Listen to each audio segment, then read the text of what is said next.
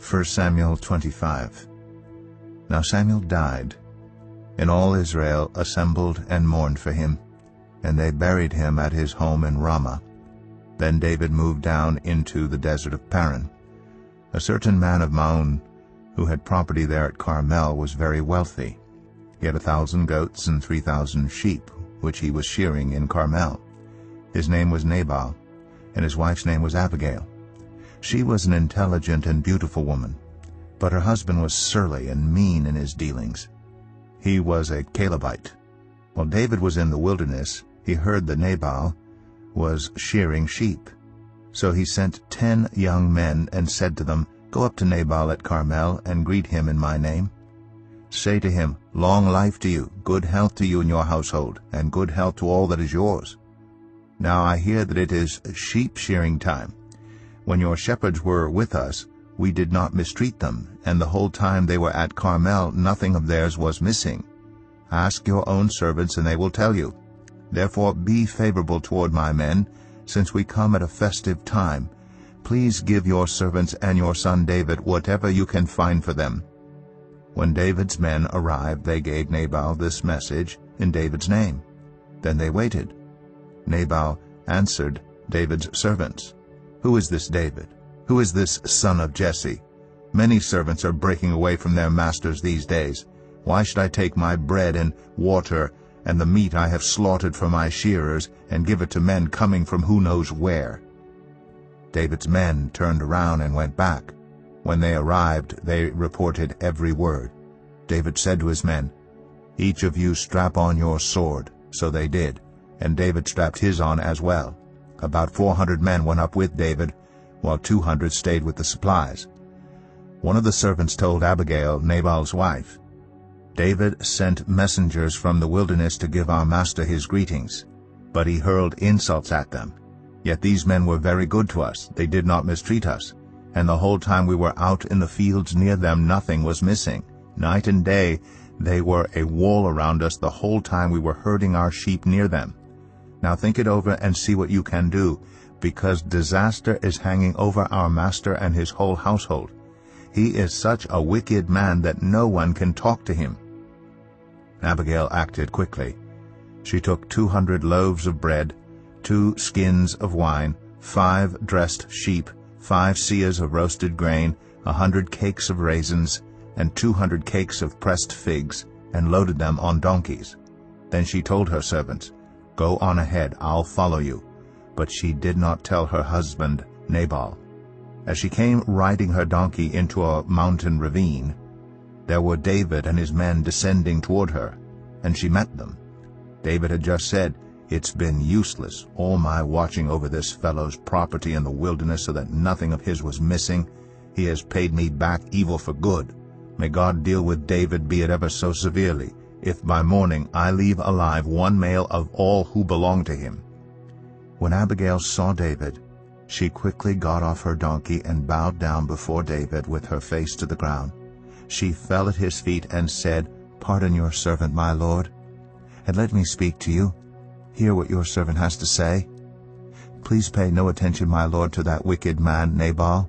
He is just like his name. His name means fool, and folly goes with him. And as for me, your servant, I did not see the men my lord sent. And now, my lord, as surely as the Lord your God lives, and as you live, since the Lord has kept you from bloodshed, and from avenging yourself with your own hands, may your enemies and all who are intent on harming my lord be like Nabal. And let this gift, which your servant has brought to my lord, be given to the men who follow you. Please forgive your servant's presumption. The Lord your God will certainly make a lasting dynasty for my lord, because you fight the Lord's battles, and no wrongdoing will be found in you as long as you live. Even though someone is pursuing you to take your life, the life of my lord will be bound securely in the bundle of the living by the Lord your God, but the lives of your enemies he will hurl away as from the pocket of a sling. When the Lord has fulfilled for my lord every good thing he promised concerning him, and has appointed him ruler over Israel, my lord will not have on his conscience the staggering burden of needless bloodshed or of having avenged himself. And when the Lord your God has brought my lord success, remember your servant." David said to Abigail, "Praise be to the Lord, the God of Israel, who has sent you today to meet me. May you be blessed for your good judgment, and for keeping me from bloodshed this day, and from avenging myself with my own hands. Otherwise, as surely as the Lord, the God of Israel, lives, who has kept me from harming you, if you had not come quickly to meet me, not one male belonging to Nabal would have been left alive by daybreak." Then David accepted from her hand what she had brought him and said, "Go home in peace. I have heard your words and granted your request." When Abigail went to Nabal, he was in the house holding a banquet like that of a king. He was in high spirits and very drunk. So she told him nothing at all until daybreak. Then in the morning, when Nabal was sober, his wife told him all these things, and his heart failed him, and he became like a stone. About 10 days later, the Lord struck Nabal, and he died. When David heard that Nabal was dead, he said, "Praise be to the Lord, who has upheld my cause against Nabal for treating me with contempt. He has kept his servant from doing wrong and has brought Nabal's wrongdoing down on his own head." Then David sent word to Abigail, asking her to become his wife. His servants went to Carmel and said to Abigail, "David has sent us to you to take you to become his wife." She bowed down with her face to the ground and said, "I am your servant, and am ready to serve you and wash the feet of my Lord's servants." Abigail quickly got on a donkey, and attended by her 5 female servants, went with David's messengers and became his wife. David had also married Ahinoam of Jezreel, and they both were his wives. But Saul had given his daughter Michal, David's wife, to Paltiel, son of Laish, who was from Galim. Jeremiah 2. The word of the Lord came to me, "Go and proclaim in the hearing of Jerusalem, this is what the Lord says. I remember the devotion of your youth, how as a bride you loved me and followed me through the wilderness, through a land not sown. Israel was holy to the Lord, the firstfruits of his harvest. All who devoured her were held guilty, and disaster overtook them, declares the Lord. Hear the word of the Lord, you descendants of Jacob, all you clans of Israel. This is what the Lord says. What fault did your ancestors find in me that they strayed so far from me? They followed worthless idols and became worthless themselves. They did not ask, where is the Lord who brought us up out of Egypt and led us through the barren wilderness, through a land of deserts and ravines, a land of drought and utter darkness, a land where no one travels and no one lives. I brought you into a fertile land, to eat its fruit and rich produce. But you came and defiled my land, and made my inheritance detestable. The priests did not ask, where is the Lord? Those who deal with the law did not know me. The leaders rebelled against me. The prophets prophesied by Baal, following worthless idols. Therefore I bring charges against you again, declares the Lord, and I will bring charges against your children's children. Cross over to the coasts of Cyprus and look. Send to Kedar and observe closely. See if there has ever been anything like this. Has a nation ever changed its gods? Yet they are not gods at all. But my people have exchanged their glorious God for worthless idols. Be appalled at this, you heavens, and shudder with great horror, declares the Lord. My people have committed 2 sins.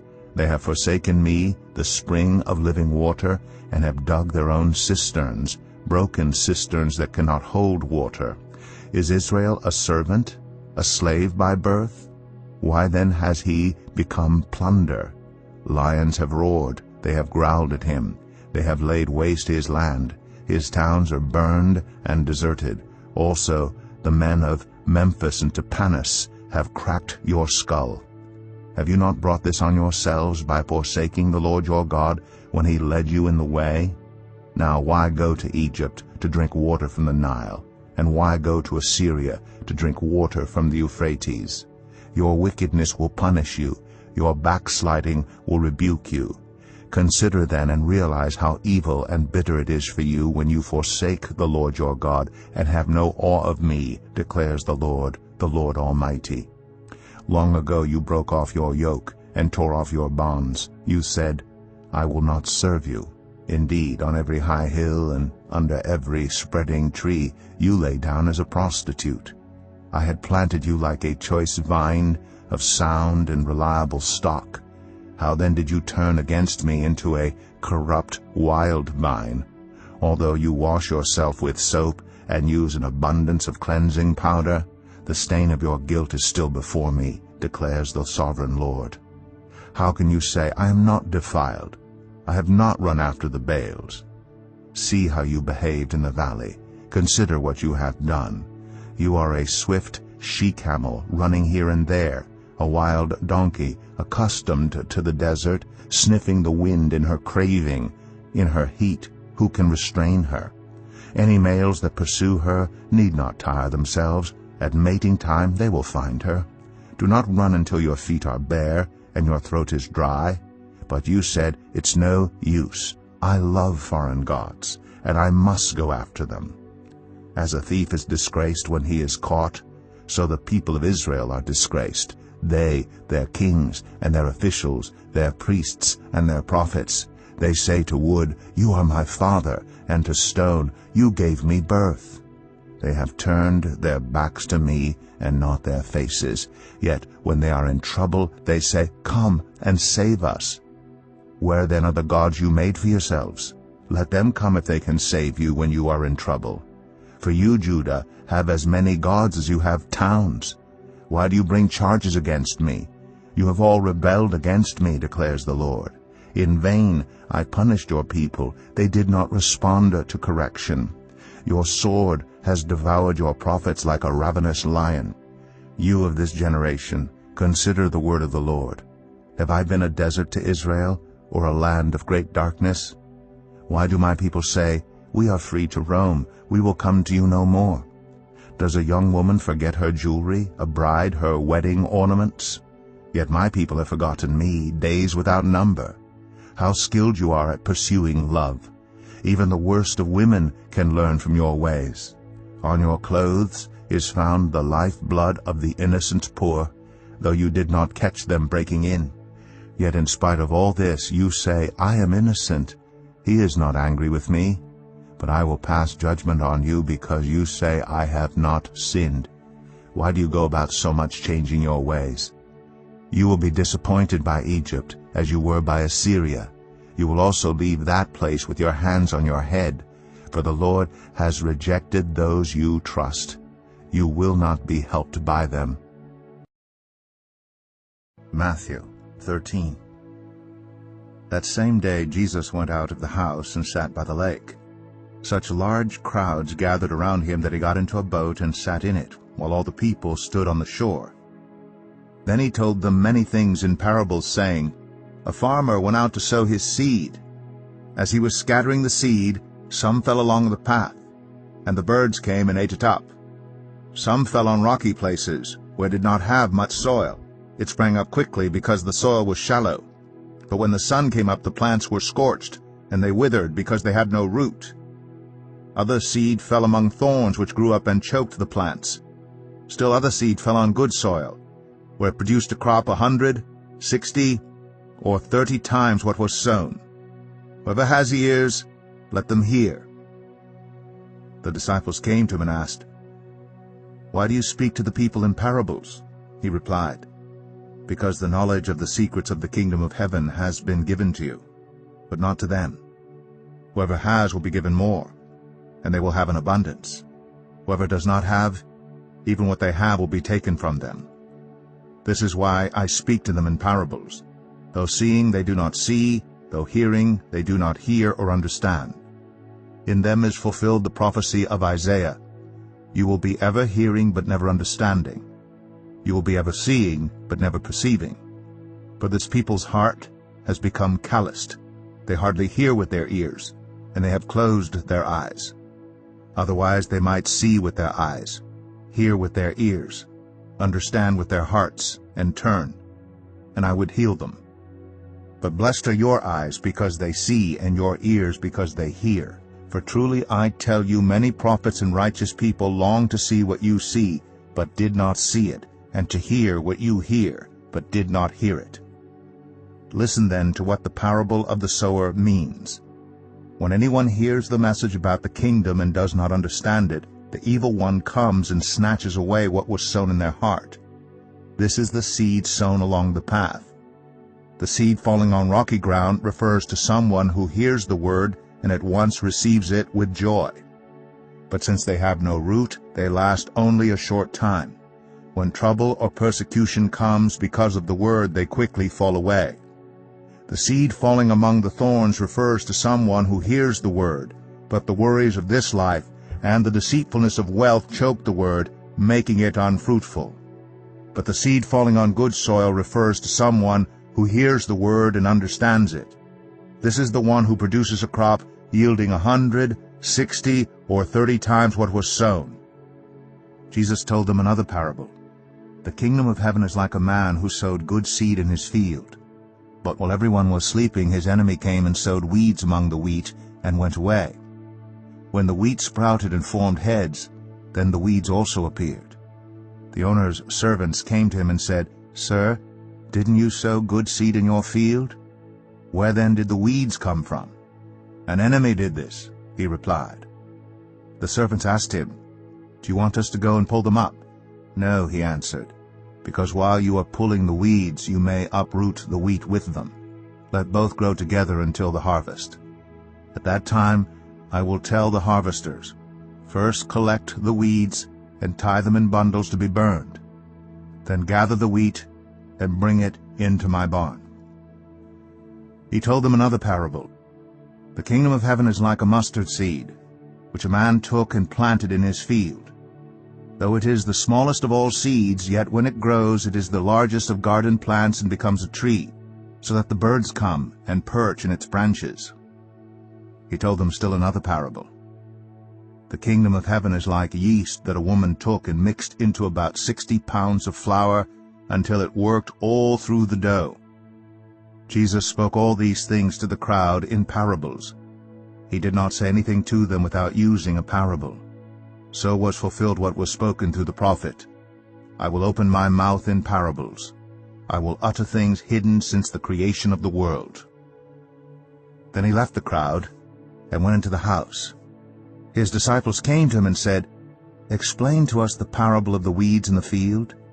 He answered, "The one who sowed the good seed is the Son of Man. The field is the world, and the good seed stands for the people of the kingdom. The weeds are the people of the evil one, and the enemy who sows them is the devil. The harvest is the end of the age, and the harvesters are angels. As the weeds are pulled up and burned in the fire, so it will be at the end of the age. The Son of Man will send out his angels, and they will weed out of his kingdom everything that causes sin and all who do evil. They will throw them into the blazing furnace, where there will be weeping and gnashing of teeth. Then the righteous will shine like the sun in the kingdom of their Father. Whoever has ears, let them hear. The kingdom of heaven is like treasure hidden in a field. When a man found it, he hid it again, and then in his joy went and sold all he had and bought that field. Again, the kingdom of heaven is like a merchant looking for fine pearls. When he found one of great value, he went away and sold everything he had and bought it. Once again, the kingdom of heaven is like a net that was let down into the lake and caught all kinds of fish. When it was full, the fishermen pulled it up on the shore. Then they sat down and collected the good fish in baskets, but threw the bad away. This is how it will be at the end of the age. The angels will come and separate the wicked from the righteous, and throw them into the blazing furnace, where there will be weeping and gnashing of teeth. "Have you understood all these things?" Jesus asked. "Yes," they replied. He said to them, "Therefore every teacher of the law who has become a disciple in the kingdom of heaven is like the owner of a house who brings out of his storeroom new treasures as well as old." When Jesus had finished these parables, he moved on from there. Coming to his hometown, he began teaching the people in their synagogue, and they were amazed. "Where did this man get this wisdom and these miraculous powers?" they asked. "Isn't this the carpenter's son? Isn't his mother's name Mary? And on his brothers James, Joseph, Simon, and Judas? Aren't all his sisters with us? Where then did this man get all these things?" And they took offense at him. But Jesus said to them, "A prophet is not without honor except in his own town and in his own home." And he did not do many miracles there because of their lack of faith.